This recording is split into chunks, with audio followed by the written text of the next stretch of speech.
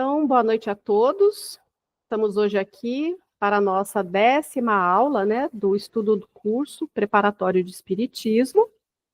Já avançamos mais da metade Não, mais da metade não, são 24, faltam 2 para ser a metade, 12. Mas estamos avançando aí firme e fortes no nosso curso, Então, vamos iniciar a nossa 10ª aula pela correção das questões de fixação da aula 9, da aula passada. Aí nós temos aqui... Boa noite, Marta. Seja muito bem-vinda. Pessoal, a Marta é a nossa nova integrante aqui do curso. Estamos todos contentes com a sua participação. Nós acabamos de iniciar. Nós vamos iniciar a aula 10 com a correção dos exercícios de fixação da aula 9. Então, vamos lá. Obrigada, Irene. A primeira questão. Segundo Paulo, quais as características da caridade? Alguém gostaria de responder? Eu falo. Pode falar. Segundo Paulo, a caridade é a virtude mais importante, superior até à fé e à esperança. Sem ela, todas as outras ações perdem valor. A caridade verdadeira é paciente, bondosa, não é invejosa, egoísta ou injusta. Vai além da ajuda material, pois envolve bondade sincera e amor ao próximo. Para Paulo, quem pratica caridade, independente da religião, é o verdadeiro discípulo de Jesus. Muito bem, bem completa. Vamos... Alguém fez diferente? Gostaria de comentar? Tem alguma dúvida? Deixa eu comentar. Eu coloquei a passagem que fala que se eu falar a língua dos homens, tá? Sim, também está certo, que fala que a caridade é benigna, não é invejosa, e mais essa parte aí. Também está certo. O da Angélica ficou bem completo, mas o seu também não foge da resposta. Tá bom. A número 2. Analise a frase.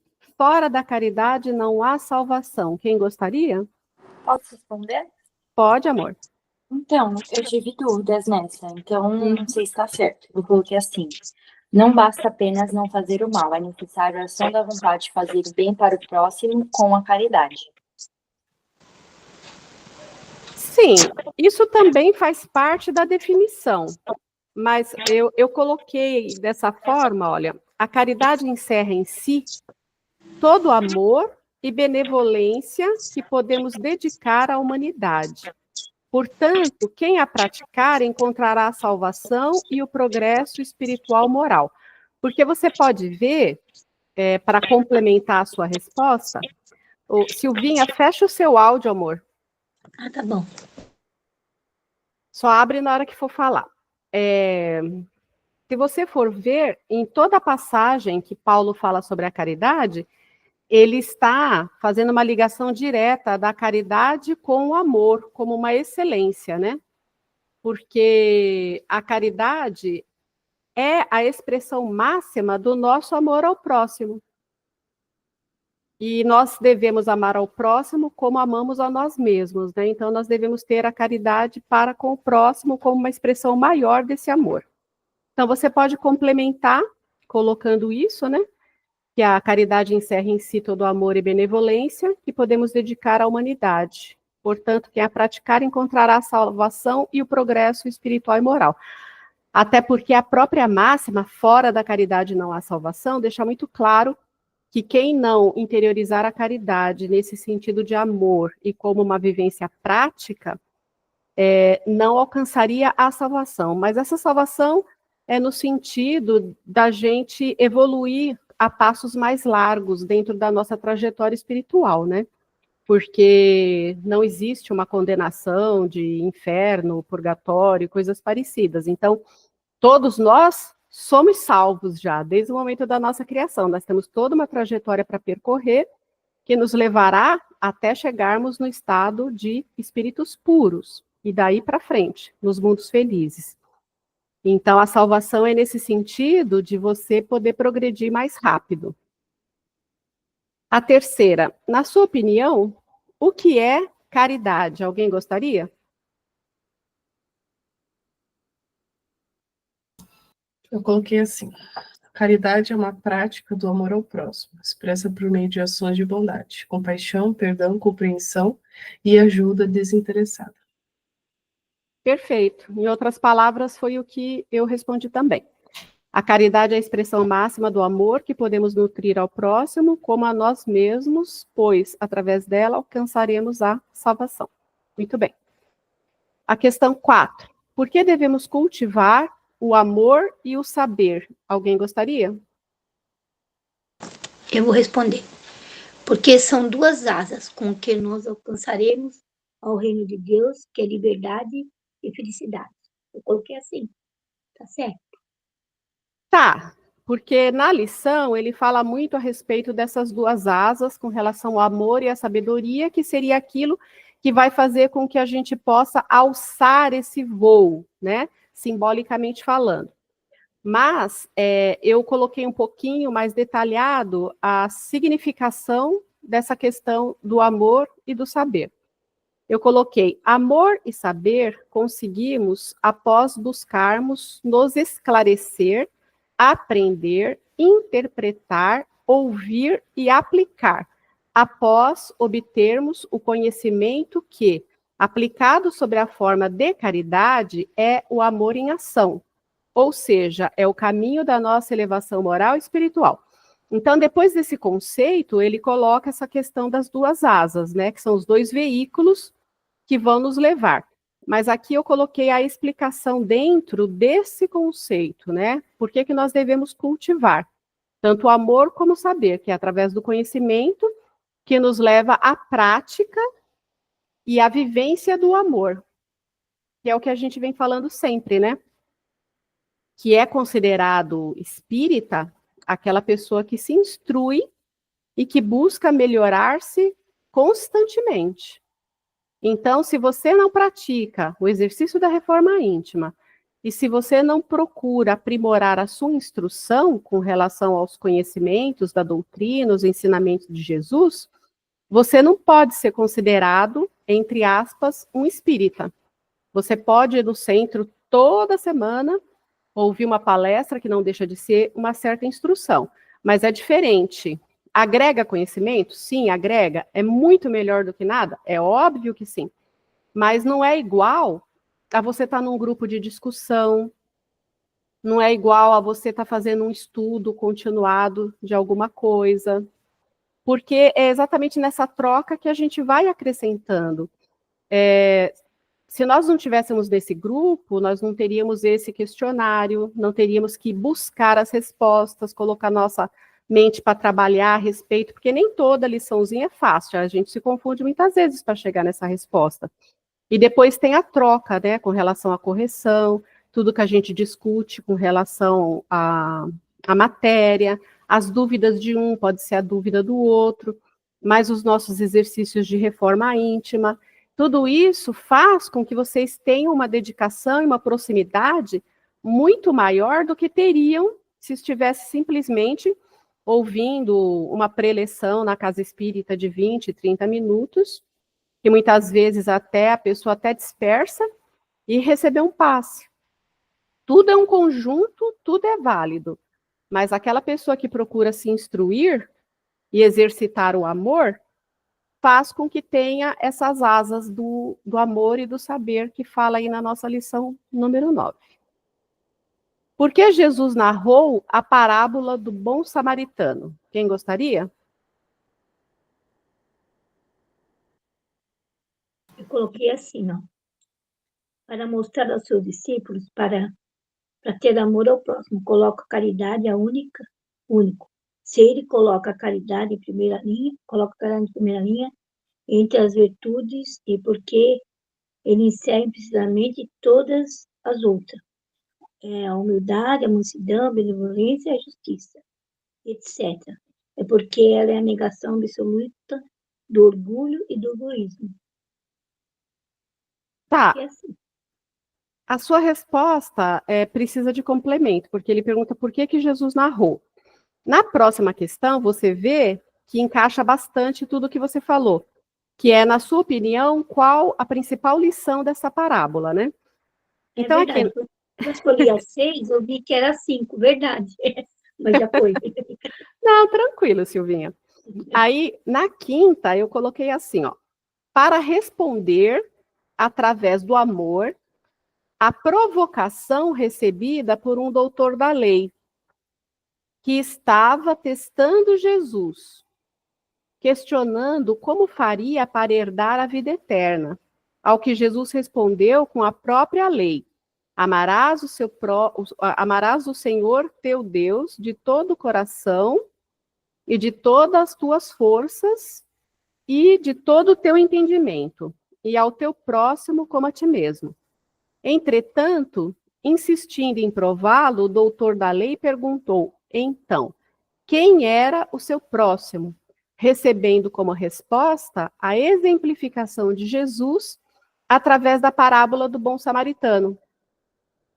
Então, ele citou a parábola para poder esmiuçar respondendo dentro do amor e da caridade, tudo aquilo que o doutor da lei, de certa forma, estava questionando com o intuito de que ele falhasse em alguma resposta e que pudesse, assim, envolvê-lo em algum tipo de acusação. Aí depois vem a sexta. Na sua opinião, que agora é algo subjetivo, é opinião própria, né? Na sua opinião, qual a principal lição desta parábola? Quem gostaria? Eu não entendi qual seria a resposta das 5. Ah, falei tanto, né, que passou, né, Cecília? Na parábola que está escrito lá na lição, você vai ver que antes de Jesus iniciar a parábola, se aproxima dele um doutor da lei, que eram os religiosos na época que deviam ser profundos conhecedores de toda a lei e doutrina que eles deveriam passar e que o povo deveria praticar. E esse pessoal, eles ficavam com a orelhinha em pé com relação à postura diferenciada que Jesus tinha, de não pertencer necessariamente às congregações dele, de como Jesus fazia tudo de uma forma muito simples. Então, eles viviam querendo testar Jesus para que Jesus pudesse cometer algum tipo de erro e, assim, ele poder ser acusado de blasfêmia, injúria, seja lá o que for. Então, na lição, você deve se lembrar que esse doutor da lei se aproximou de Jesus e começou a fazer questionamentos, né? Como que ele poderia alcançar a salvação. E Jesus respondeu dentro da própria escritura do próprio doutor da lei, né? Aí ele não teve o que falar. E aí, como ele citou a respeito do próximo, ele quis esmiuçar, mas quem seria o meu próximo? Aí Jesus contou a parábola do bom samaritano para exemplificar para esse doutor da lei quem teria sido o próximo que praticou o amor e a caridade para o samaritano. Quer dizer, para o samaritano não, para a pessoa que estava ali na estrada, jogadinho, que tinha sido assaltado, estava semi-morto, e passou um levita, e passou o outro, que todos faziam parte da mesma congregação religiosa, e ninguém parou para socorrer aquela pessoa. Quem parou foi o samaritano, que o samaritano era um povo que era discriminado porque eles não seguiam os preceitos. Então, ele mostra ali que aqueles que seguiam os preceitos da lei não praticaram a caridade e não foram o próximo daquela pessoa que estava em necessidade de socorro e de cuidados.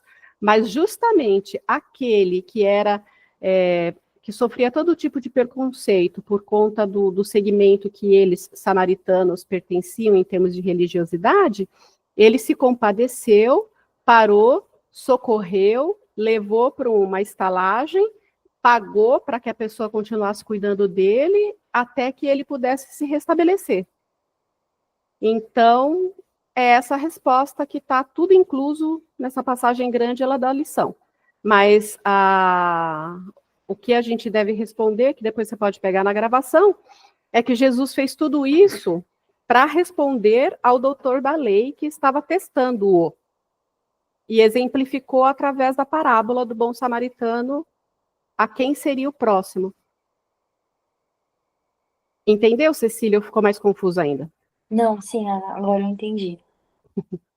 Então tá bom. Depois você pega lá na gravação a resposta. Aí nós fomos então para 6, né? Na sua opinião, qual a principal lição desta parábola? E é algo subjetivo, fica a cargo de cada um. Quem gostaria de comentar o que respondeu, fique à vontade.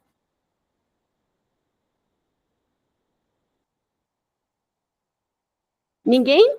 Tá todo mundo com medinho? Então eu falo. A exemplificação do único caminho a seguir para a salvação. O da caridade, sem distinção de credo, né? Porque passaram-se 3 pessoas, só o samaritano parou, pessoas ou outros preconceitos, havendo unicamente o objetivo da caridade, que encerra em si a humildade, a mansidão, a benevolência e a justiça, sendo assim a negação absoluta do orgulho e do egoísmo. Então,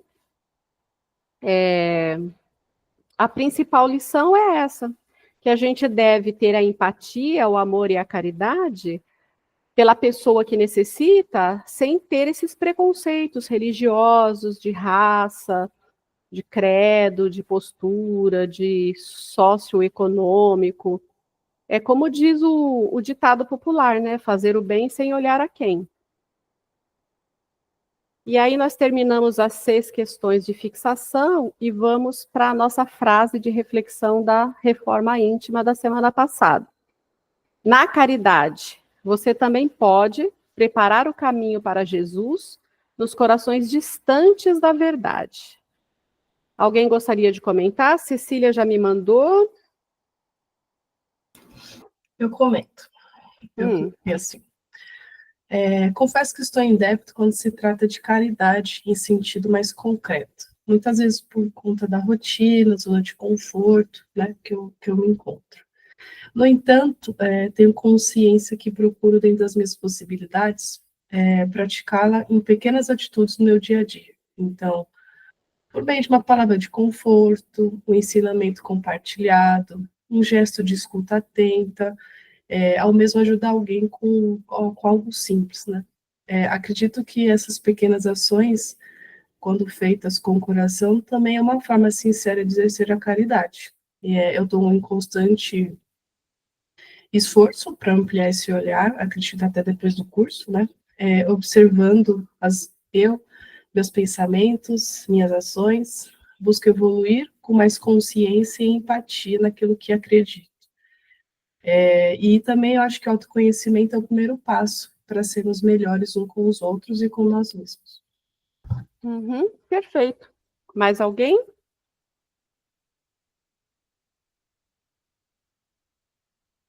Não, né? Então, todos os dias, mesmo que a gente não tenha percepção disso, todos os dias se apresentam inúmeras oportunidades da gente contribuir com as criaturas de Deus na nossa vida diária. Então, mesmo que você fique o dia inteiro dentro de casa, trabalhando home office, que você não ponha o narizinho para fora, pode passar alguém, apertar sua campainha, oferecer algum tipo de serviço e você vê que aquela pessoa fez aquilo, seja um pão caseiro, seja um pacote de bolacha, e a pessoa chega e diz que está fazendo aquilo para complementar a renda, que no momento não tem emprego, se você poderia colaborar, etc, etc. Então, você contribuir para uma pessoa que não está pedindo, não está esmolando, não está roubando, comprando o produto que ela está oferecendo, você já está tendo empatia pela necessidade do outro e, de certa forma, você está, sim, exercendo a caridade. Né? Porque a pessoa te oferecer um serviço, te oferecer um produto, por mais simples que seja, já está diretamente relacionado ao trabalho. É diferente daquele que chega a qualquer momento e que só se serve de esmolar. E o que eu estou falando não é uma crítica, é um comentário para que a gente possa entender um pouco mais. E muitas vezes, devido à experiência de vida, né, que aquela pessoa, aquela adolescente até tem, se você num primeiro momento nega um auxílio em forma de dinheiro, como normalmente às vezes a gente é abordado no farol, no carro para ajudar, e muitas vezes você nega, não é nem por falta de empatia, é por receio mesmo, né? De você não estar ali preparado, ter que abaixar, pegar a bolsa, pegar isso, pegar aquilo, e a gente vê tanta coisa que acontece aí no mundo, que a própria experiência da violência dos outros nos inibe também, muitas vezes, até de fazer com que o nosso coração fale mais alto. E aí, naquele momento, aquele semblante que ali era todo ternura pedindo, muitas vezes se transforma e até fala alguma coisa no sentido meio que de deboche, sabe? Assim, mas nem uma moedinha, mas nem isso você tem, e coisas do gênero. Aí você vê que era uma máscara, digamos assim. Como eu falei, não é uma crítica, é uma comparação entre alguém que faça isso e outra pessoa que te oferece um serviço. Então, muitas vezes você pode até ser abordado dessa forma, ou pelo telefone, se você quer ou não participar de alguma doação, ou coisas do gênero, ou algum colega que te ligue e você pode servir de instrumento na conversação, no ouvido, na escuta ativa, como a Angélica falou. São inúmeras. E se você sai para fora, então, se você trabalha no escritório, qualquer lugar que seja, você se depara com tantas pessoas, tantas circunstâncias, tantas coisas no seu dia a dia, que se você prestar atenção e tiver olhos de ver, você verá quantas oportunidades a vida te dá de praticar a caridade. Seja simplesmente através do seu sorriso sincero, emanando boas energias, ao cumprimentar pessoas, aquelas pessoas que muitas vezes são praticamente invisíveis. Você vai em alguns prédios que são um pouco mais antigos, ou dependendo da estrutura, se recebe muito idoso, que nem eu sempre vou na Prevent Senior, e às vezes tem um assessorista ali no elevador. Nem todo mundo que entra cumprimenta e ao pedir o andar que deseja descer. Então, tem muita gente que é invisível, a pessoa está ali sentado e não é notado. Ninguém chega, fala alguma coisa, ou cumprimenta, ou simplesmente deseja um bom dia, agradece na hora que desce. E assim, em vários aspectos que a gente vai. Pode ser na padaria, pode ser no comércio. Então, não é só aquela caridade bem detalhada, exemplificada, como a gente costuma falar aqui, mas a gentileza, o cuidado na tratativa com as pessoas, a nossa postura, a nossa linguagem não verbal, tudo isso faz parte da gentileza que gera a caridade. E é isso. Nós temos sempre essas oportunidades. Podem começar a prestar atenção que vocês verão quantas delas vocês podem deixar escapar. E vão continuar deixando.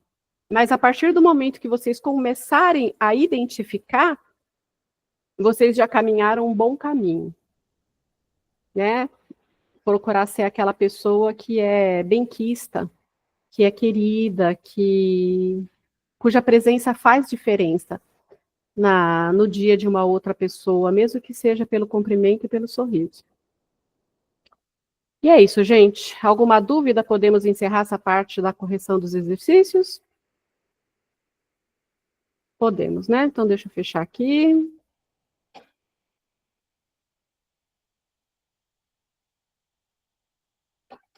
Colocar para compartilhar.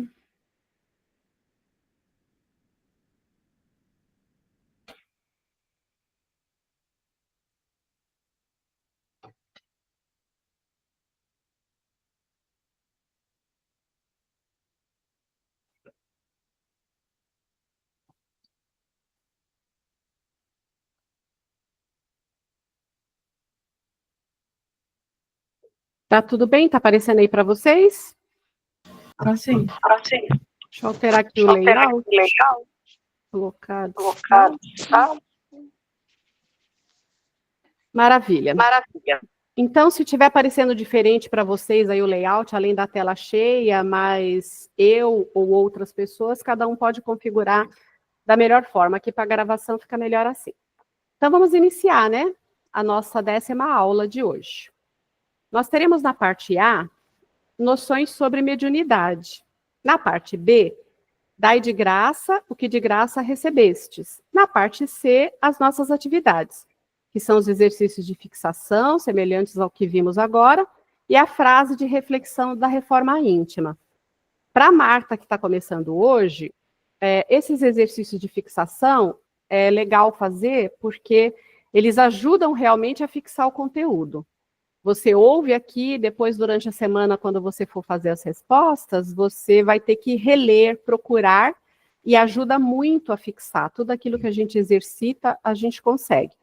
E a frase de reflexão para a reforma íntima é sempre uma frase que eu tiro de um livro, normalmente é o Sinal Verde, onde a gente faz uma reflexão, sempre em primeira pessoa do singular, tipo eu, o tempo todo. Evita falar na primeira pessoa do plural, que normalmente quando a gente quer omitir alguma coisa da nossa participação, seja por timidez, por orgulho, por vaidade, nós costumamos falar, nós fazemos, a gente fez.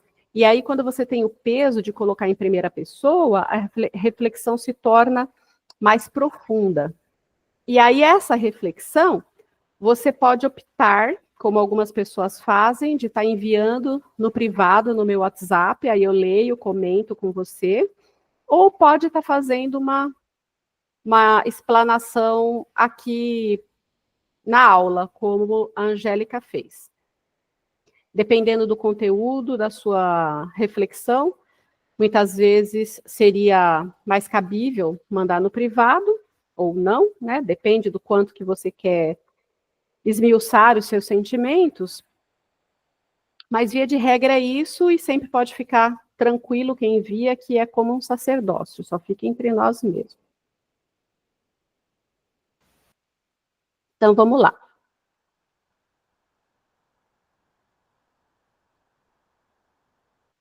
Então, nós temos aqui o primeiro slide da parte A. Temos aqui um post do Chico Xavier, que está escrito: mediunidade é assim, aprimoramento constante, lutas sem trégua contra o personalismo, exercício de humildade, estudo e devotamento ao próximo. Infelizmente, muitos médiuns acham que mediunidade é só contato com os espíritos. Então, por trás da palavra mediunidade, se encerra muitas coisas, que nós vamos ver hoje. Aí nós temos mediunidade, é a faculdade ou aptidão que possuem certos indivíduos, denominados médiuns, de servirem de intermediários entre o mundo físico e espiritual. Então, em termos de conceitual, eu acho que fica bem claro, todo mundo já tinha uma noção, né? Que o médium fica no meio, digamos assim, e ele serve como uma ponte entre o mundo material e o mundo espiritual. Então, esse conceito eu acho que é bem definido para todos. Aí depois, a mediunidade é inerente ao organismo, como a visão, a audição e a fala. Daí qualquer um pode ser dotado dessa faculdade. O que isso significa? A mediunidade, ela é um atributo físico. Então, quando nós nos preparamos para reencarnar lá no plano espiritual, que é feito o esboço do nosso corpo físico, que seria o nosso perispírito, que já é desenhado lá no plano espiritual, e depois, no momento da concepção, energeticamente, o espírito atrai aquele material genético que vai servir melhor para atender as características daquele corpo que foi assim delineado na espiritualidade. E quando nós assumimos compromissos aqui, durante a vida corpórea, dentro do exercício da mediunidade, do trabalho espiritual e coisas assim, o tipo de mediunidade que nós iremos desenvolver já vem programado no nosso perispírito e que vai fazer parte do nosso corpo físico. Via de regra, todos nós somos médiuns, em maior ou menor grau. Mas tem algumas pessoas que muitas vezes têm assim uma intuição, que é o meu caso. Muitas vezes a pessoa vem com um compromisso de ter uma maior participação com relação à palavra, aí pode ter também uma inspiração, mas até para isso você tem que trabalhar, né? Porque a inspiração se serve também de todo o cabedal de conhecimento, de estudo próprio seu, tanto dessa vida quanto de outros. Então, não é simplesmente você ser inspirada e o plano espiritual te passar tudo, não. Você tem que estar sempre em estudo, sempre em aprimoramento, para fazerem uso do conteúdo que você já dispõe e receber esse auxílio para que você possa estar colocando as coisas de uma forma mais ordenada, né? Porque já pensou reunir todo o conhecimento que Deus queira que já tenhamos acumulado em outras encarnações e nessa também? Tá? É bastante coisa. Mas voltando ao que eu estou dizendo. Então, se você vai participar de algum tipo de trabalho, onde você vai fazer exercícios, né? No trabalho, onde você vai ter evidência, então seu corpo físico já vem com esse detalhe. Se você vai ouvir, você já vem com isso também no seu corpo. Se você vai ter psicofonia, já vem também. Se você vai desenvolver uma psicografia, já vem. Ou seja, tudo está no seu corpo. E é por isso que a gente fala, o que acontece com as pessoas que já vêm prontas e não exercem, não assumem aquele compromisso. Elas permanecem prontas, permanecem como uma anteninha aqui, que pode estar sintonizando o FM, que digamos, supostamente que seja o plano espiritual maior, melhor, ou estar sintonizando o AM, que são aqueles nossos irmãos que precisam de um pouco mais de esclarecimento. Então, o que faz com que você sintonize com o plano espiritual maior é a forma como você conduz a sua vida, a sua frequência, a sua energia vibratória, que você está emanando sempre por funcionar como um medianeiro. Né? Aí você vai sintonizar com aquilo que você fizer as escolhas. E se você não as fizer, essas escolhas do bem, você permanece também com aquela anteninha pronta, só que vai se servir de outras influenciações, que vão perceber a sua capacidade de intercâmbio e vão se utilizar de você de uma forma que não vai te levar ao crescimento. Pelo contrário, vai te levar a adversidades, a questões não muito boas, até que você desperte para o seu real compromisso e o assuma. Então, a mediunidade, ela não é um dom que você vai falar assim, olha, a pessoa tem tantos atributos mediúnicos, é uma pessoa bem dotada, como se fosse um diferencial. Na verdade, quanto maior dotes mediúnicos, maior o seu compromisso assumido aqui na Terra. Eu costumava falar, no início que eu comecei a frequentar o Espiritismo, que o trabalho mediúnico era como se fosse um carnê, né? Que naquela época a gente pagava com carnê, um crediário que você pegava lá, 24 parcelas todo mês, vai lá e paga. Então, o carnê representava tudo aquilo que a pessoa necessitava mudar, transmutar, reverter, né? Ações que não foram tão boas, com o mau uso do livre-arbítrio, nessa encarnação você vai tentar reverter tudo isso em amor. Então, através do exercício mediúnico, do trabalho na caridade, do auxílio a outros irmãos que estão necessitando de tudo aquilo que vocês já viram que acontece nos bastidores da casa espírita, seria o pagamento de uma parcelinha ali do carnê. Então, você vai pagar, digamos assim, através do amor e do trabalho mediúnico, o mau uso que você fez do livre-arbítrio em outras reencarnações. Então, a mediunidade, ela significa compromisso. E não uma aptidão que a pessoa tem porque é mais bonito, porque é mais puro, porque é mais digno. Não estou dizendo que não seja digno ou menos digno do que o outro. Estou traçando um comparativo daquilo que a pessoa tem para executar. Também pode ser uma pessoa extremamente corajosa que fala assim, não, olha, eu vou reencarnar agora na transição planetária e vai ser a última oportunidade que eu vou ter para poder receber, né, o meu passaporte para a parte lá da regeneração, quando nós que estamos encarnados aqui. Então, fala assim, então, eu quero sair com bastante bônus. E aí eu me programo para trabalhar mediunicamente de uma forma bem mais ostensiva, bem mais abrangente, para que eu possa fazer muito mais no número de anos em que eu esteja aqui. Então, aí é caridade, é devotamento, é vontade de crescer, é tudo que se possa imaginar de positivo. Mas ainda assim, é uma forma de crescimento, é uma forma de negativar o mau uso do que fizemos anteriormente. Então, mediunidade é compromisso. E todos nós possuímos essa mediunidade. Isso não significa que quem tem uma vida extremamente do lar, tem pessoas, como a gente já viu aí, nossa avó, etc e tal, que tinha simplesmente filhos, cuidava da família, com todo o devotamento, com todo o amor. Essa pessoa também tinha um certo grau de mediunidade. Eu conheço pessoas que foram donas de casa uma vida inteira e, de repente, você achava ali, depois que a pessoa desencarnou, um caderninho com um monte de coisa que nitidamente era psicografia.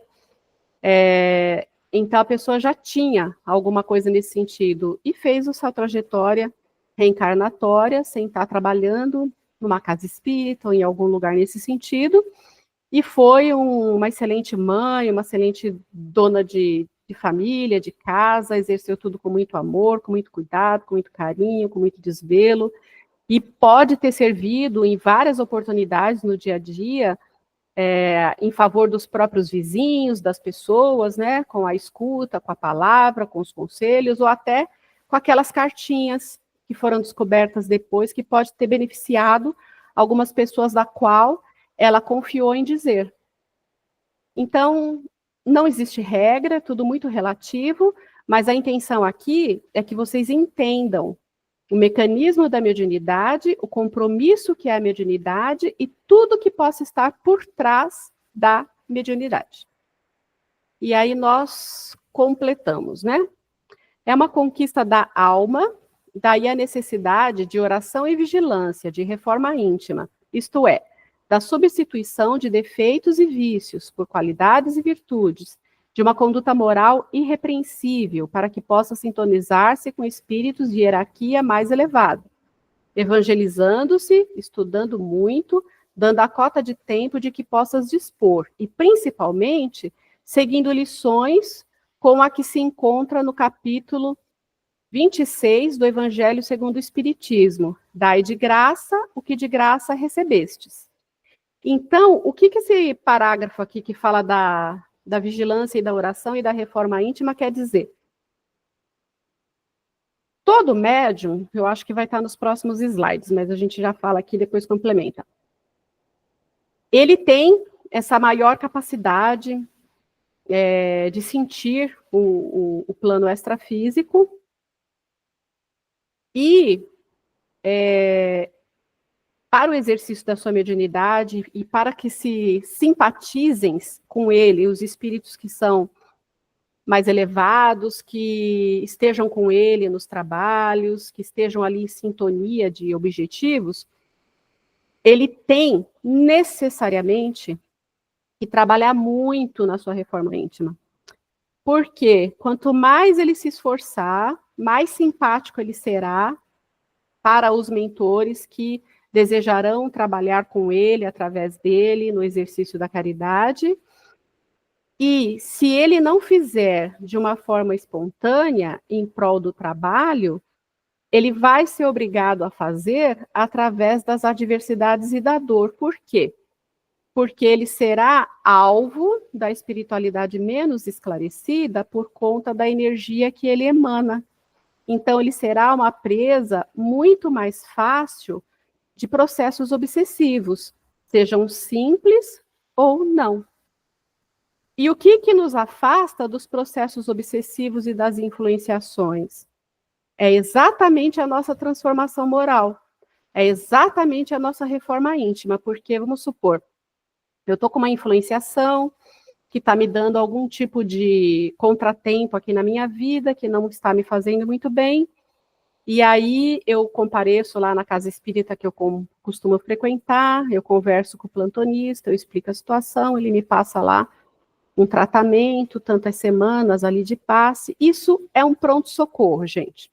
É como você ir no pronto atendimento e falar que você está com uma dor de garganta terrível, aí o médico olha, você vai estar lá com a garganta infeccionada, e ele vai te receitar uma boa bezetacil no bumbum, você vai tomar, vai doer, e você vai melhorar, mas é nos próximos dias que a infecção vai regredindo. Então, a casa espírita é um pronto-socorro. Ele te dá aquele alívio imediato, ele afasta aquilo que está te influenciando, você fica sob a proteção das entidades da casa, fica com maior aproximação do seu mentor, mas tudo isso de acordo com aquilo que você está emanando, né? Você tomou ali a bezetacil, mas você tem que continuar fazendo os processos. Não vou tomar friagem, não vou tomar gelado, porque minha garganta ainda está sensível, eu não vou abusar, e assim sucessivamente. Porém, o que vai te curar de fato é a tua postura perante a vida. Se você continuar, depois que terminar um tratamento numa casa espírita, reincidindo nas mesmas faltas, nos mesmos sentimentos, nas mesmas emanações mentais, de sentimentos e coração e etc., você vai atrair outras companhias espirituais que vão exercer o mesmo tipo de atividade que os outros. Sai um e entra outro. Trocou 6 por meia dúzia. Por quê? Porque você não se transformou.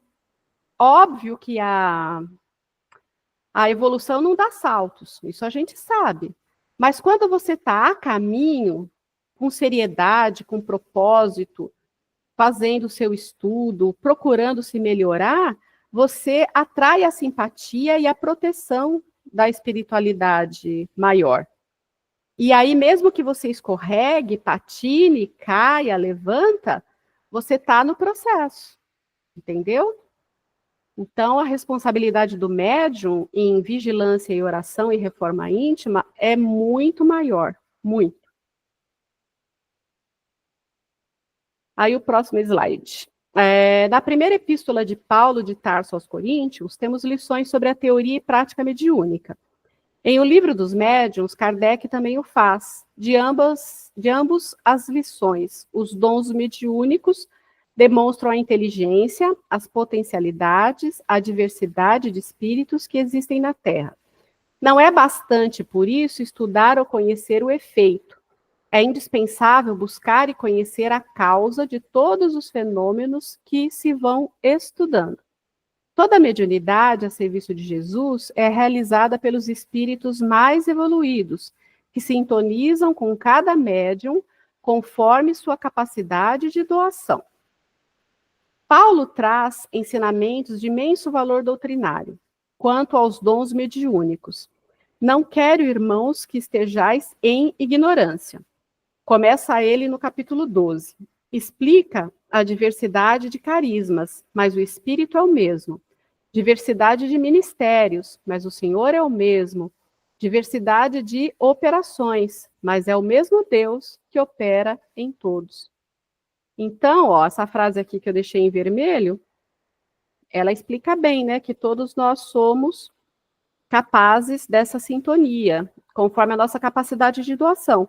Então, se eu sou um médium de doação, que praticamente todos nós somos, eu servirei ali de instrumento. Não estou sentindo nada, não estou percebendo nada, não estou intuindo nada, mas eu estou doando. E isso é de uma importância que quem é só de doação pensa que não está fazendo nada, mas faz e muito. Não existe nenhum trabalho que não necessite de doação. Até mesmo esse trabalho que nós estamos realizando aqui em conjunto através dessa aula. Agora, se você tem uma mediunidade mais exacerbada, aí eu tenho vidência, eu tenho clarividência, eu tenho audição, então mais espíritos vão se aproximar de você para poder trabalhar junto, né? De acordo com a sua capacidade.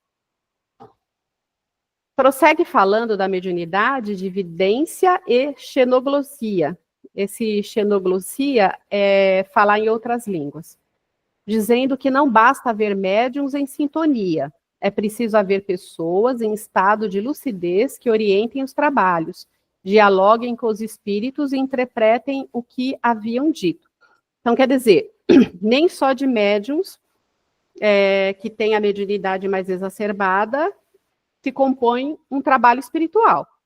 É necessário aquele que conversa com o médium incorporado, que acolhe com amor a entidade ali, que tenta esclarecer minimamente para que a espiritualidade depois continue com esse processo e que encaminhe, assim favorecendo tanto o influenciador quanto o influenciado. E para que você faça isso, você tem que ter conhecimento. Você tem que ter... Peraí, gente.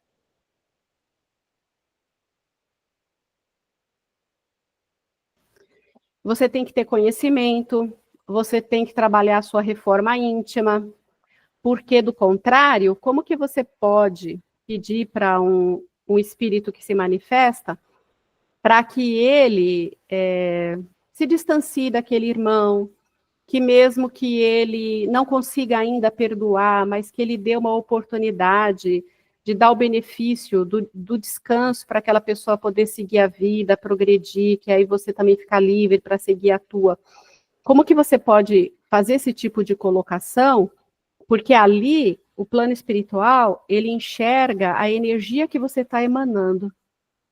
E eu já vi, em diferentes lugares, o espírito assim um pouco mais duro, simplesmente acusar aquele que está conversando com ele, dizendo, você pede isso para mim? Como é que você faz isso e aquilo na sua vida? Então, isso acontece com uma frequência maior do que vocês podem imaginar. E vocês vejam, geralmente a pessoa que executa essa tarefa tem que ter conhecimento, tem que ter reforma íntima, tem que ter vigilância e oração, tem que ter amor para você poder chegar e falar.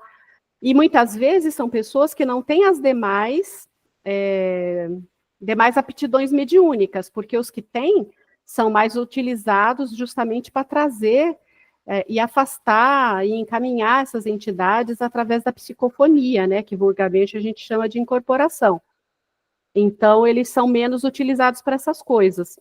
Aí, todos têm a sua utilidade, né? Você pensa que você não vai poder ser útil num trabalho, mas você pode ser uma dessas pessoas que atendem, que conversam, que são igualmente necessárias, enquanto outros ficam doando, enquanto outros ficam em prece. Então, tudo é igualmente importante, não existe ninguém melhor do que ninguém, não existem preferências, todos estamos em evolução dentro de um mesmo nível, só que a responsabilidade é grande para todo mundo. Aí, continuando, todas as formas de mediunidade são necessárias, nenhuma faculdade é superior à outra. São todos indispensáveis ao bom andamento dos trabalhos, até as mais humildes tarefas. Não há ninguém mais importante, porque todos são importantes, mas cada um deve ter a sua tarefa específica e, por vezes, até certa hierarquia em favor da disciplina, pois tudo deve ser feito dentro da mais absoluta ordem. Allan Kardec, no século XIX, e os espíritas no século XX, reexaminam incessantemente as fontes do cristianismo primitivo, buscando ali as lições que os inspirem. Hoje ainda temos as preocupações de Paulo. Vigiar e orar é a maior delas. Olha o quanto que nós falamos sobre vigiar e orar e reforma íntima nessa aula. Cada um de nós é o único responsável pela valorização das oportunidades ofertadas por Deus. Então, desde essas oportunidades que nós falamos que acontecem no dia a dia, dentro de casa, na campainha, no ônibus, no elevador, seja lá onde for, até do exercício mediúnico maior mesmo, através de um trabalho voluntário, numa casa espírita, de estar executando diferentes atribuições ali, a única responsabilidade pela valorização dessas oportunidades é nós. Não cabe a mais ninguém sem mecanismos de vitimização ou de terceirização de responsabilidade. Paulo classifica a mediunidade, discorre sobre a hierarquia das funções, fala sobre o exercício da mediunidade e escreve sobre a excelência da caridade, no capítulo 12. Porque o ensaio sobre o amor é inserido no contexto de uma dissertação sobre a mediunidade. Aí vamos ao trecho. Porque Paulo compreendeu profundamente essa verdade. Se eu falar a língua dos homens e dos anjos e não tiver caridade, sou como um metal que soa ou como um sino que tine. E se tiver o dom da profecia e penetrar todos os mistérios, mas não tiver a caridade, nada sou. Entre essas 3 virtudes, a fé, a esperança e a caridade. A mais excelente é a caridade. Coloca assim a caridade acima da própria fé. Por quê? O exercício da mediunidade sem amor é frio e inócuo. Então, isso parece um pouco com o que nós corrigimos hoje da aula anterior, né? Emmanuel, em O Consolador, respondendo à questão, afirma: a maior necessidade do médium é evangelizar-se a si mesmo, antes de se entregar às grandes tarefas doutrinárias, pois, de outro modo, poderá esbarrar sempre com o fantasma do personalismo, em detrimento de sua missão. O primeiro inimigo do médium reside nele mesmo. Aqui eles falam da importância da evangelização antes de se iniciar algum trabalho. Só que na prática, não é bem assim que acontece.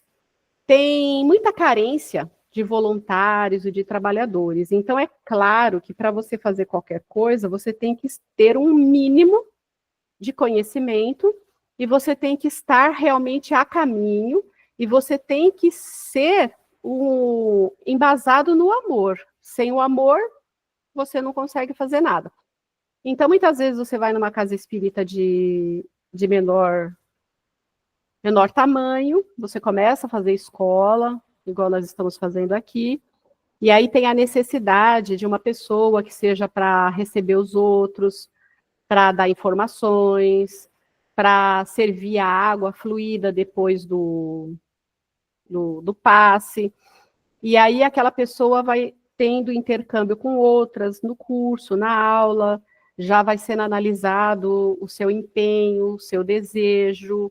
O plano espiritual avalia também aquilo que você traz dentro de si, a energia que você emana. E aí, muitas vezes, bem antes de você terminar a grade, você é convidado a ajudar um pouco mais. Então, isso não é uma regra.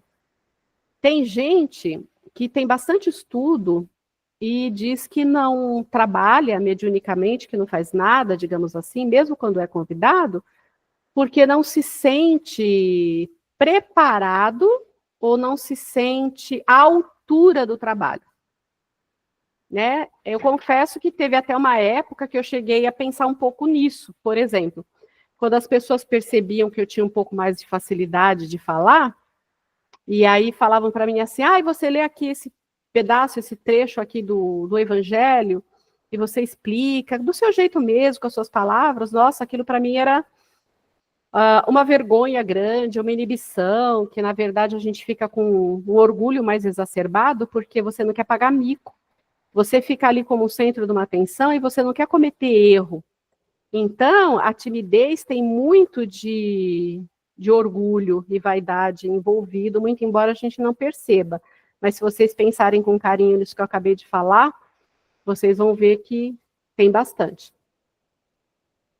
E aí você se intimida, né? Fica ali e pensa, como que eu posso chegar aqui e falar para as pessoas se melhorarem, fazerem reforma íntima, procurar serem melhores, se eu sou tão cheia de defeito, tão cheia de coisa, eu ainda tenho que melhorar muito para eu ter um pouco mais de moral para chegar e falar para as outras pessoas. Então, isso, se você for esperar, você passa essa encarnação, a outra, e você não vai ter.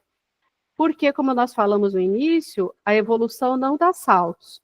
Você estando dedicado, estando a caminho, você já é uma ferramenta hábil, preparada, E tudo vai da forma como você se coloca perante as coisas, né?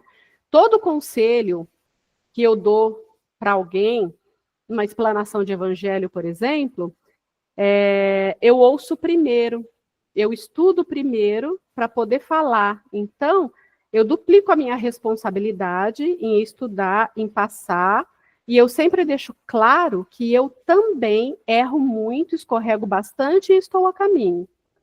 Então, toda a oportunidade que a gente tem de exercitar isso, e se colocando sempre dessa forma, que todos estamos a caminho, é uma grande luz que a gente abre em torno do nosso próprio caminho e no próprio caminho das outras pessoas, porque ter moral para falar realmente como as pessoas devem ser, nós não teremos. Eu acho que nessa encarnação, não. Mas estamos a caminho, estamos chegando lá. Vocês vejam que nas passagens do Evangelho, muitas vezes, quando tinha aquela passagem de um rapaz que estava muito obsediado, e só da fala de Jesus, as entidades já se debandavam, era a autoridade moral que ele tinha. No início, os discípulos não conseguiam. Né? Então, vamos aqui continuar. A maior necessidade do médium é evangelizar-se a si mesmo. Antes de se... já foi. Frequentemente, é o personalismo, a ambição, a ignorância ou a rebeldia no voluntário desconhecimento dos seus deveres à luz do Evangelho. Então, a pessoa que muitas vezes está à frente de alguma coisa, aí vem aquele personalismo quando acha que porque é dirigente de alguma coisa, está coordenando algum tipo de trabalho, ou tem alguma função na hierarquia que é necessária muitas vezes, num trabalho voluntário, para impor ordem, para impor respeito, se acha melhor que os outros. Isso acontece, faz parte do ser humano, né? E aí é através da humildade, do estudo, do vigiar e orai, que a gente vai moldando essas questões que fazem parte daquilo que a gente tem que se reformar. É por isso que médium sem estudo não caminha muito. Tem gente que faz, eu já fiz toda a grade de Kardec, da Federação, eu já estudei tudo, e acha que tá bom. Uma vez por semana, durante 4 anos, durante 5 anos, já adquiriu conhecimento suficiente para uma vida toda. Não é assim. Cada vez que você olha um mesmo assunto, você tem uma outra maturidade, um outro olhar sobre aquilo. Consequentemente, a sua percepção vai ser outra, a forma como você vai reagir perante aquilo é outra. Hoje, você está no seu ponto culminante da sua evolução. Hoje, eu sou melhor do que eu fui ontem. Essas 24 horas que eu vivi de ontem para hoje já me tornaram uma pessoa com maior conhecimento em algumas coisas. Já mudou algo, já ressignificou alguma coisa em mim. Então, o que eu estudei há 10 anos atrás, há 15 anos atrás, há 3 anos atrás, não é o suficiente. Quanto mais eu me aprimorar, mais coisas eu vou estar achando que eu estou vendo assim de uma forma diferente ou pela primeira vez, e eu vou remodelando tudo aquilo que eu ainda necessito remodelar. E nós vamos partir desse mundo, o plano espiritual, ainda tendo muito o que exercitar na nossa conduta. Então, nunca é demais, gente. Então, vamos lá. Contra esse inimigo, é preciso movimentar as energias íntimas pelo estudo, pelo cultivo da humanidade, pela boa vontade, com o melhor esforço de autoeducação à claridade do Evangelho, que é tudo que nós falamos até agora. Com isso, nós concluímos a parte A. Podemos passar para B? Alguém quer fazer algum comentário?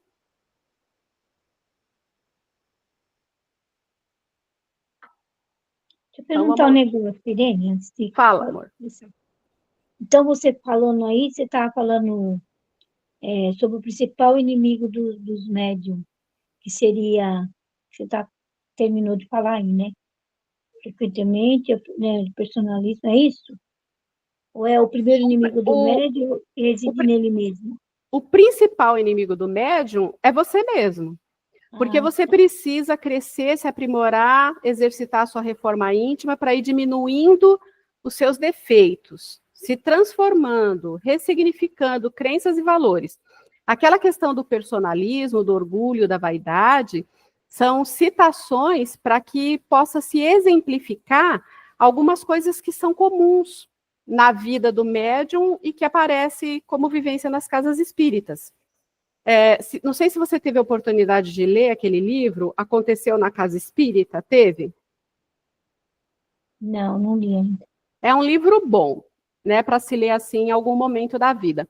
Esse livro retrata quando uma casa está funcionando direitinho, está fazendo o seu papel, está trazendo ali os benefícios para as pessoas, e o plano espiritual se une numa gangue, digamos assim, e fala, vou acabar com aquela casa que está atrapalhando os nossos trabalhos.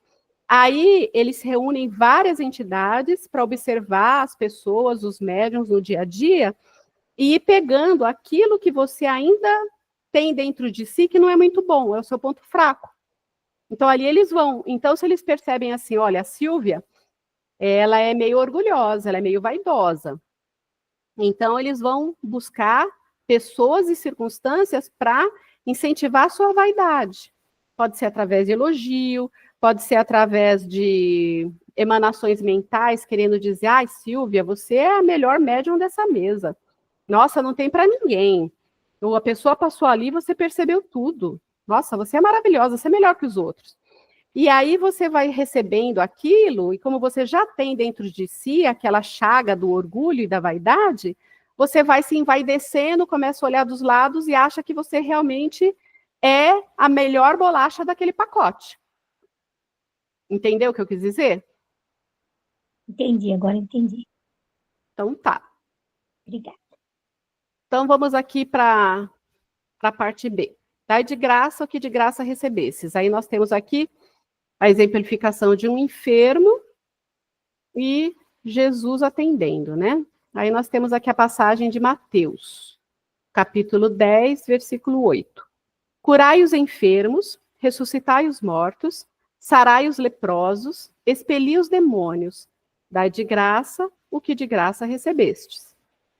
E a passagem de Mateus também, no capítulo 23, versículo 14. Ai de vós, escribas e fariseus hipócritas, porque devorais as casas das viúvas, com pretextos de longas orações. Por isso sofrereis um juízo mais rigoroso. Aí, exemplificando, né? Dai de graça o que de graça recebestes. Disse Jesus aos discípulos, recomendando-lhes dessa forma que não aceitassem pagamentos pela dispensa dos bens, cuja obtenção nada lhes houvesse custado. Isso é, que nada cobrassem dos outros por aquilo que não pagaram. O que eles receberam gratuitamente foi a faculdade de curar doentes e expulsar os demônios, ou seja, os maus espíritos. Esse dom lhes fora dado de graça, para que aliviassem os que sofriam e ajudassem a propagação da fé, e por isso lhes prescrevera o mestre que não o transformassem em artigo de comércio ou de especulação, e muito menos em meio de vida. Então, aqui é um alerta para que a mediunidade não seja um veículo para se ganhar dinheiro, em nenhuma proporção.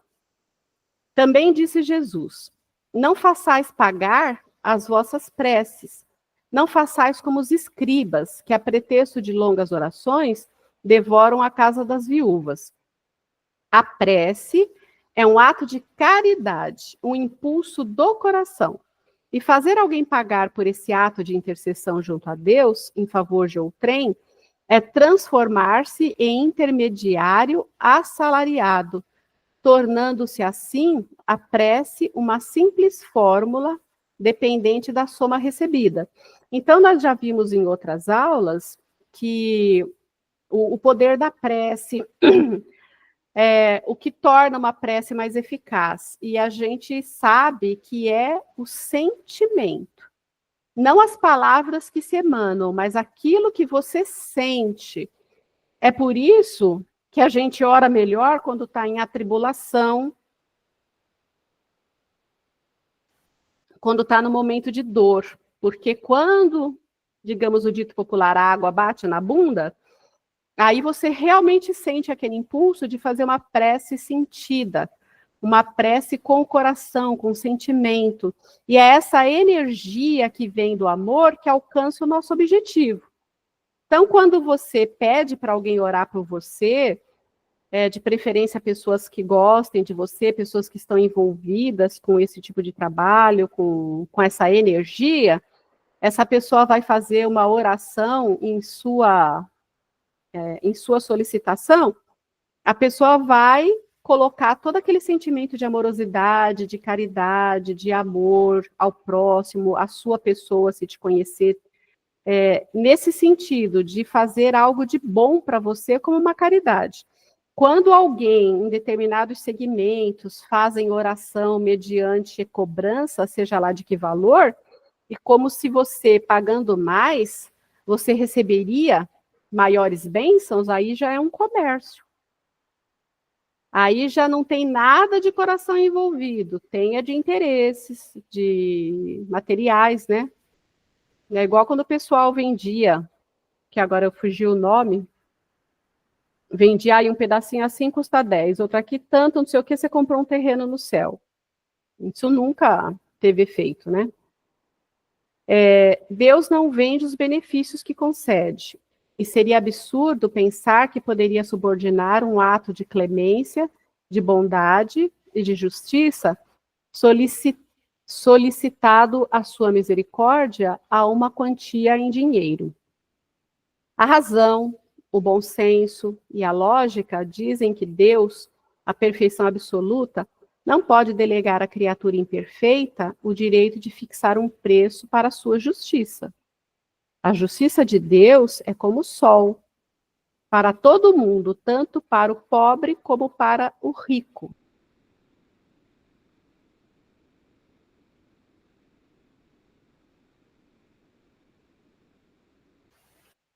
Então, vocês veem, né?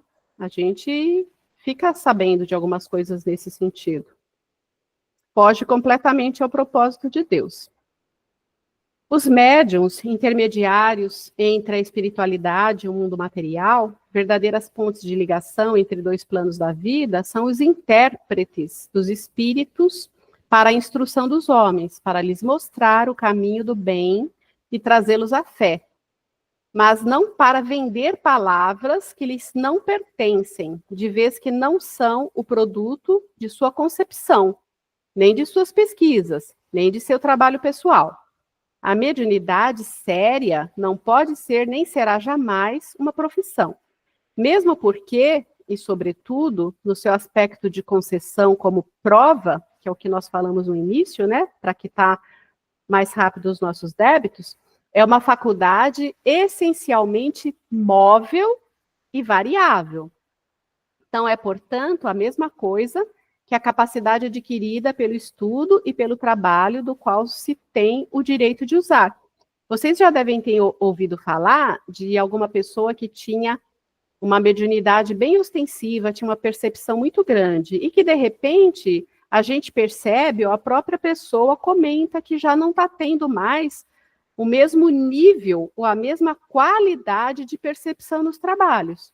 É sinal de que esse médium precisa vigiar e orar e trabalhar mais na sua reforma íntima, porque alguma coisa nele está afastando a assistência dos espíritos mais elevados. E muitas vezes até deixando de inspirá-lo justamente para que a pessoa se toque, né? Sobretudo, a mediunidade curadora é que jamais deveria ser explorada, pois, como nenhuma outra, requer com mais rigor a condição de desprendimento e a capacidade de renúncia santificante.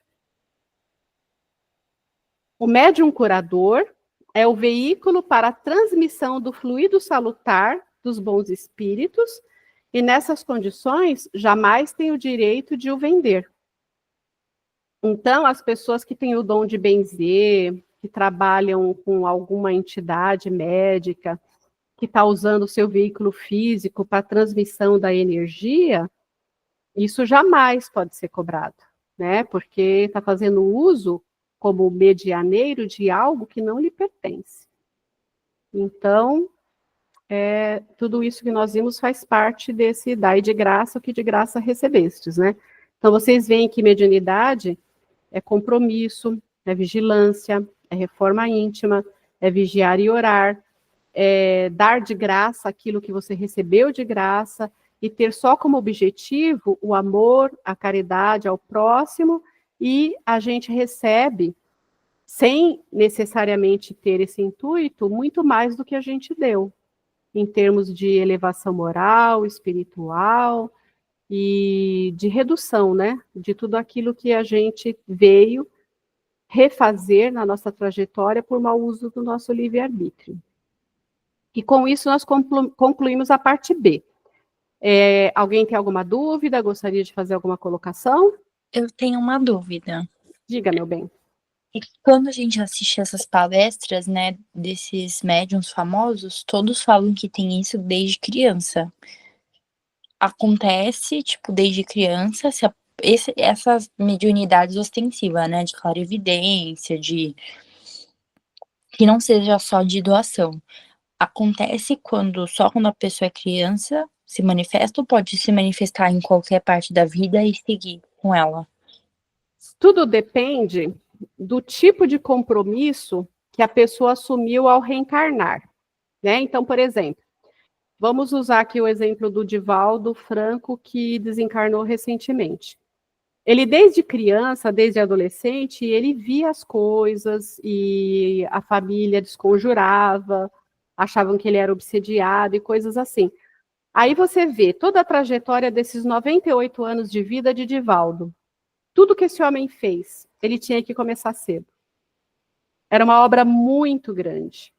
Era um intercâmbio imenso que era necessário ser feito, tanto em termos de oratória, quanto em termos de psicografia de livros, quanto em termos de fundar o que ele fundou, que foi a Mansão do Caminho. Então, desde cedo, ele já tinha tudo isso muito exacerbado e já foi sofrendo influências de obsessores que ele tinha, né? Que quem assistiu o filme vai ver que depois deu uma trégua para ele quando ele acolheu na Mansão do Caminho o espírito reencarnado da pessoa que foi mãe daquele obsessor. E assim sucessivamente. Então, é muito grande, é tudo muito exacerbado e começa desde cedo. Chico Xavier, a mesma coisa. Chico, desde pequeno, ele já tinha sensibilidade, ele já percebia as coisas, ele sofreu muito com a madrasta por conta de tudo isso. E olha o tamanho da obra de Chico, né? Então, tudo depende do tamanho da sua mediunidade, do tamanho da obra que você precisa desenvolver, e aí sim você pode se manifestar logo cedo. Mas isso não é só dos grandes nomes, né? Eu falei esses dois para que você pudesse compreender melhor essa comparação. Mas, durante os trabalhos na Casa Espírita, eu já conversei com algumas pessoas que têm sensibilidade desde pequeno. Mesmo aqueles que não se percebem como uma sensibilidade, mas já tem algo. Por exemplo, a maioria das crianças tem um amiguinho imaginário. Até que ponto esse amiguinho é imaginário? Às vezes, a criança chega, igual meu filho mesmo pequeno, já chegou para mim, mãe, esse aqui é o meu amigo Bi. Essa daqui é a minha amiga Belle. Aí eu olhava, fazia de conta que estava vendo, falava, conversava, e aí muitas vezes ele fazia assim para o nada e falava assim, Bi, você gosta dessa mãe? Então, hoje, se eu pergunto para ele, ele vai falar que ele não se lembra, mas ele via. Às vezes, deitava na cama e apontava para o teto e falava para mim que estava vendo alguma coisa ali. Então, a criança até os 7 anos de idade, ela também tem uma ligação maior com o plano espiritual, porque aos poucos vai se efetivando a reencarnação até os 7. Da mesma forma, o idoso, quando está próximo de desencarnar, próximo em alguns anos, ele vai tendo também uma sensibilidade maior. Quando está no leito ali de doença, ele enxerga outras coisas. Por quê? A criança está mais ligada ao espiritual, solidificando a reencarnação aqui na Terra. E o idoso está também mais ligado ao espiritual, já preparando a sua partida. Então, ter maior ou menor sensibilidade desde a infância acontece com diferentes pessoas, acontece com pessoas que tiveram alguma coisa e nem por isso abraçaram algum tipo de trabalho, aí já é uma questão de livre-arbítrio, de assumir ou não aquilo, que tem gente que fala, eu não lembro, eu esqueci, então eu não sei. Aí, quando eu tiver tempo, eu faço. Quando eu me aposentar, quando eu casar, quando eu tiver um filho, entendeu? Então, tudo depende do compromisso e da circunstância, mas sim, se você... Eu já citei isso também em outras aulas. Vamos supor que você seja como eu, você só tenha a intuição, a inspiração, alguma coisa assim. À medida que você se aprofunda no trabalho, que você faz com amor, que você está fazendo em prol de você e do próximo, no esclarecimento de outras pessoas, a sua intuição e a sua percepção, ela vai se ampliando. Por quê? Porque os espíritos que se aproximam de você para a execução desse trabalho, eles entendem que vai ser mais fácil para você desenvolver se você tiver uma percepção maior. Né? E você vê, faz pouco tempo que eu estou fazendo essas aulas e eu já sinto que a minha percepção aumentou. Às vezes eu começo a ler um exercício de reforma íntima, a pessoa começa a falar, eu já percebo o todo. Então, Cecília, é também uma conquista individual, do quanto que você se coloca dentro do seu propósito, com amor, com caridade, e está caminhando nesse sentido. E tanto faz, se começou na infância, se começou com 20, com 40, com 60, nunca é tarde, o importante é você fazer. Irene, e tem um fator de que às vezes a pessoa também não tá aberta, né? Por exemplo, eu já vi muita gente que fala que tem medo. Ai, não, Deus me livre ver espírito. Eu tinha. Então, muitas vezes as pessoas falavam que eu posso ter bloqueado, mas eu acredito que não. Porque mesmo tendo um certo medinho, um certo receio, eu frequento a doutrina, estudo e faço alguma coisa desde 1992. Então, eu acho que se tivesse que desenvolver, já desenvolveria. Mas lembra que eu comentei também numa outra aula que, às vezes, a sua intuição, ela se aprimora tanto que mesmo sem você ver, você percebe na tua mente detalhes e características daquilo que o outro está vendo através da vidência. Então, é como se você tivesse a vidência sem ter visto com os olhos, entendeu, Cecília? E a gente tem medo do que a gente desconhece. É por isso que é legal estudar. Que à medida que você estuda, você vai vendo com naturalidade todas essas questões. Para você, que praticamente não tinha nenhum contato com o estudo da doutrina e que está conosco há 2 meses, já não ampliou bastante? Muito. Você já conhece muitos aspectos que você desconhecia. Isso te causa medo? Não. Então, os poucos medos que você vier a ter, você vai desvendando através do conhecimento. Então, quem tem medo, oriente a pessoa a conhecer, porque o medo é o desconhecimento daquilo.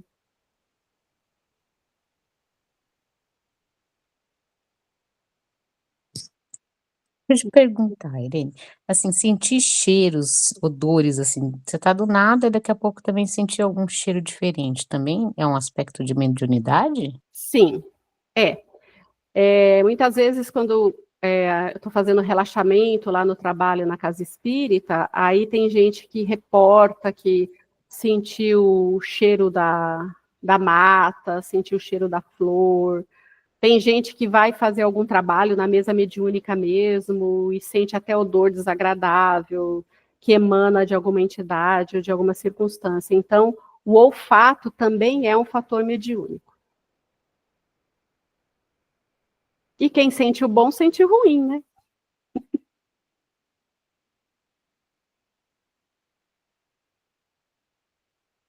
Entendeu, Cíntia? Entendi. E você, Cecília, tudo bem? Entendi, mas aí eu fiquei com outra dúvida que a Cintia falou agora. Sonho também é, né? Sonho, quando a pessoa sonha com alguma coisa. Então, tem gente que tem sonho premonitório, né? Fala assim, eu sonhei com alguém que estava enfermo ou que ia ter algum tipo de acidente, só que essa pessoa já tem, assim, uma experiência anterior de que muitos sonhos se realizam. Então, ela diz que fala para a pessoa, muitas vezes não em tom de tragédia, né? Tipo assim, eu sonhei que fulano vai sofrer um acidente de carro e pode desencarnar. Então chega e fala assim, eu tive um sonho ruim, sonhei que você sofreu um acidente de carro, toma cuidado, vê se a sua manutenção está em dia, não se exponha, não corra, porque muitas vezes, se aquilo pode ser evitado, você pode quebrar passando a informação para o outro. Mas também existem sonhos premonitórios, né? Você tem que ter o discernimento para você falar ou não, para quem falar e como fala. Se conta 10%, 50%, 70%, 80%. Também é. Mas eu conheço pouquíssimas pessoas que reportam isso. Eu nunca tive nenhum sonho premonitório, não. Aliás, as minhas noites são quase sempre em branco. É difícil eu lembrar de alguma coisa. Mas é óbvio que a gente não fica em inatividade, né? É que muitas vezes você não tem a sensibilidade adequada para lembrar, não é recomendado você lembrar. Eu já li livros em que a pessoa desencarnou e que tinha uma vida completamente assim normal, tipo, bateu cartão, trabalhou, viveu para a família e nem frequentava propriamente uma religião. Só que essa pessoa, quando ela dormia, em desdobramento, ela realizava inúmeras coisas na espiritualidade, participava de ações de estar resgatando espíritos, participava de cursos de aprendizado, então era como se fosse duas vidas numa só. E cresceu muito, evoluiu muito através das atividades que tinha em desdobramento. Então, uma coisa você pode ter certeza, você não fica dormindo pura e simplesmente durante o teu descanso físico. Por isso que é importante a gente se preparar para dormir, fazer uma prece, pedir para o nosso anjo da guarda, seja lá o nome que você der, né? Que possa te levar para lugares de aprendizado, de conhecimento. Você pode participar de cursos, se instruir, de palestras, ou até dar palestras na espiritualidade. Tudo que nós estamos falando aqui agora, quem nos garante que não está sendo reportado numa tela para algum lugar no espaço para espíritos que estão em aprendizado? Vocês percebem a importância de tudo que a gente faz? A dúvida de cada um de vocês pode ser a dúvida de outras pessoas? Isso tudo é passível. Então, a gente não sabe, mas existe sim sonhos premonitórios. Mais alguma pergunta?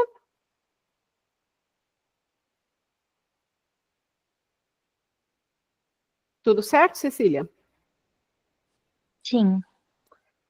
Então, podemos passar para a parte das atividades?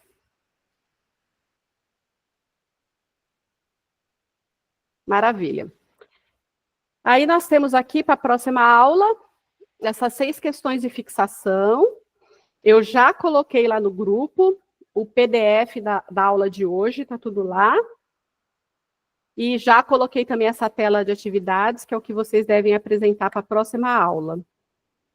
E aqui a nossa frase de reforma íntima para a semana que vem, que, como eu disse, quem quiser entregar no privado, eu comento no particular. Mediunidade nos aproxima da luz quanto das trevas. Lembra da aula de hoje? Foi dito isso, essa dualidade. Se sabe ser médium, cuidado com seus pensamentos e atitudes. Luz atrai luz. Escuridão atrai escuridão. Eu quis pegar uma frase ligada ao tema e não achei no sinal verde, então eu peguei da internet desse sábio aqui, que eu não sei falar o nome, que é um pensador. Vocês têm alguma dúvida com relação ao que é para desenvolver dessa frase? Não. Maravilha. Eu tenho, não entendi. Ó, nós não falamos, a aula não foi sobre mediunidade? Sim.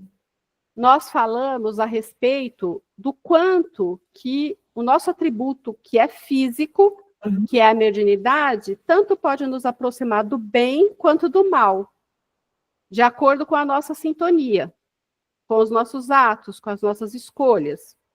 Então, ó, mediunidade nos aproxima da luz, se eu fizer boas escolhas, boas opções, quanto das trevas, se eu não fizer simplesmente nada e ser vítima das entidades menos esclarecidas, ou se eu deliberadamente fizer más escolhas mesmo e me envolver com coisas ruins.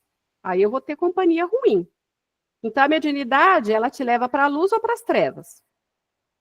Se sabe ser médium, quer dizer, se você sabe que você tem faculdade mediúnica, isso todos nós temos, em maior ou menor escala, cuidado com os seus pensamentos e atitudes, porque a gente pensa, a gente executa, né? Quando a gente começa o nosso processo de reforma íntima, a gente começa barrando a nossa atitude. Nosso pensamento continua errando, até chegar um momento em que você reformou tanto a sua atitude que você deixa de pensar para execução de determinadas coisas, porque você ressignificou seus valores. Então, ele está alertando justamente para essa questão da reforma íntima, de pensamentos e atitudes do médium. E aí afirma, luz atrai luz, escuridão atrai escuridão, que é mais ou menos o que foi dito no comecinho da frase. Entendi. Então, todo mundo entendeu direitinho? Vou parar aqui a apresentação. Voltar aqui para o nosso layout de mosaico, para estarmos todos aqui juntas. E fiquei muito feliz de estar com vocês aqui hoje, salinha cheia. Espero que a troca que tivemos aqui tenha calado fundo no coração de cada uma de vocês. Qualquer dúvida pode me perguntar no privado, pode me mandar aí a frase se desejar. E muito obrigada, sempre falo que sem vocês não seria possível a execução desse trabalho, então vocês me auxiliam muito.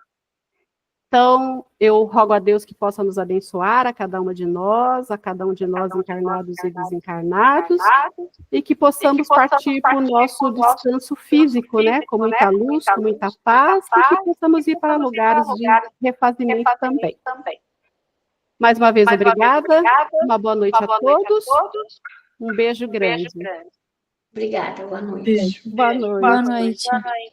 Boa noite a todos. Fica com Deus. Obrigada, Irene, pela oportunidade. Eu que agradeço, boa noite. Um beijo. Tchau. Boa noite. Boa noite.